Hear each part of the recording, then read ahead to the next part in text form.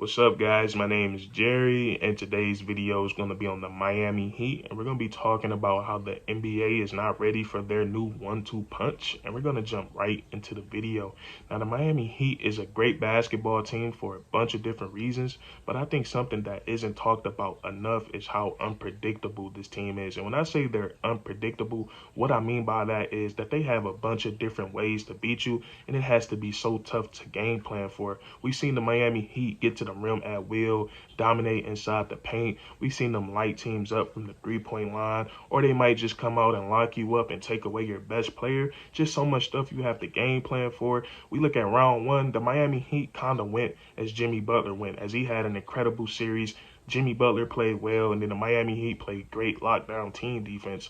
Now we move to round two. We seen Bam Adebayo. His numbers weren't great in round one. Now he's averaging 24 and 10. It's like, how do you account for that? And then also, they're getting some crazy bench production, and most of that is due to Tyler Hero and Victor Oladipo. These two guys are starting to figure it out and learning how to play off of each other.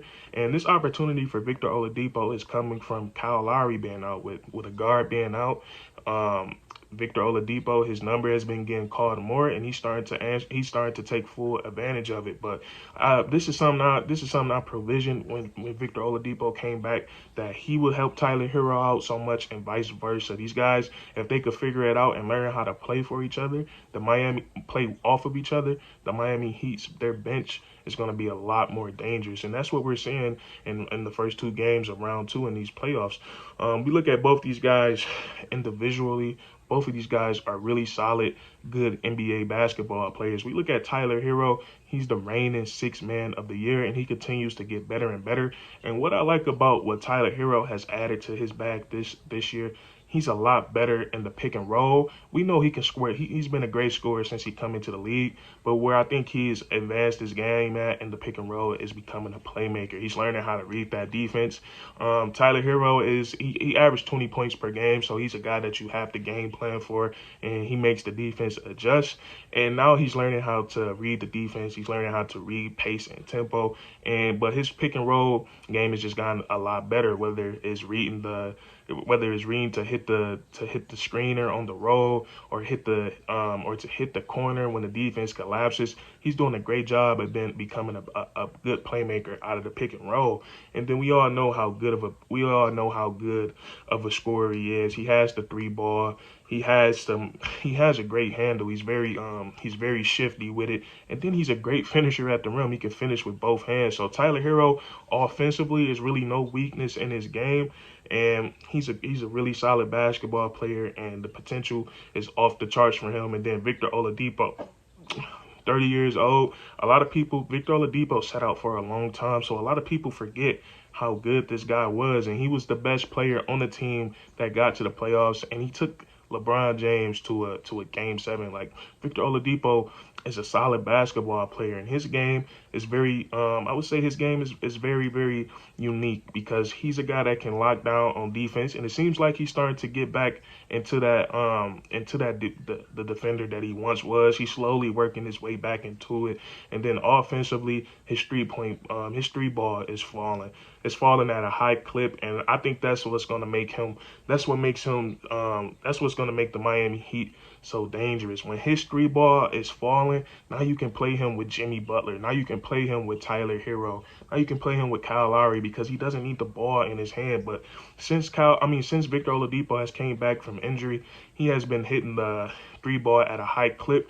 Then also, just like Tyler Hero, Victor Oladipo is also a pretty solid playmaker as well. And he's not a pass first guy, but if the defense forces him to make the correct basketball play, he's more than capable of doing that. And then he's great at getting to the rim, finishing with both hands, and he still has a little bit of athleticism back. He'll get a dunk every now and then he still has the mid-range game. So with these two guys coming off the bench, we're talking about Victor Oladipo, who's been an all-star before, and we're talking about Tyler Hero, who's probably going to go to multiple all-star games in his career. So when you're Coach Eric Spoelstra, and you know you can sit your guys and let them rest, because you got these two guys coming off the bench, it's a real game changer.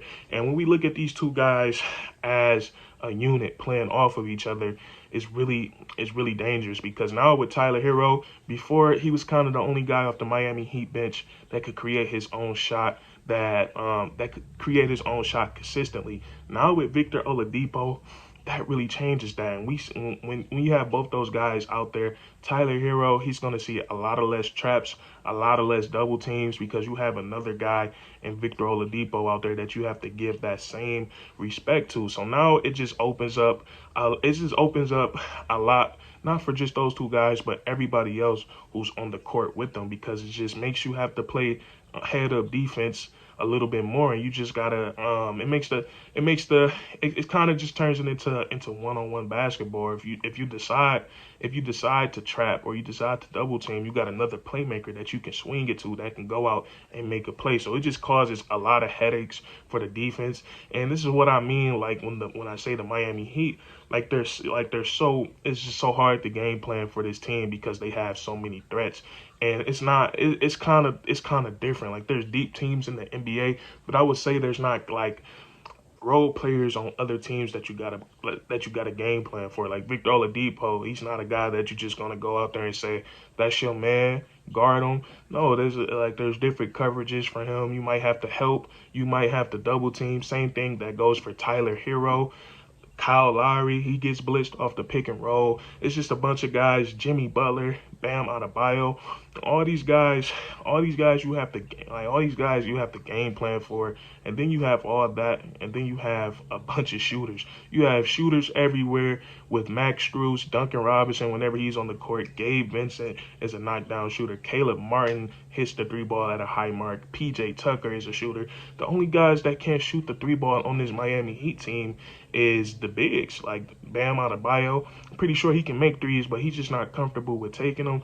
Dwayne Dedmon isn't a 3-point shooter, but these guys, even Jimmy Buckets turns into a sharpshooter in the playoffs. He turns into a different animal. So you factor all these things in, and then they still play lock. And you gotta account for them playing some pretty great offense, and then you gotta account for them playing some lockdown defense. All these guys on the Miami Heat, it's a culture. They all have the intent to play defense. It don't matter if they don't have lateral quickness, if they don't have the athleticism. They're going to do their best to lock you down. And we just keep saying that in playoff series after playoff series. And if you're a volume scorer in this league, you're just going to have a tough time. And a volume scorer is a guy that gets into a rhythm when he starts getting up a lot of shots. So a guy like Trae Young, we seen him struggle because he can never get into that rhythm. The Miami Heat never allowed him to get into that rhythm.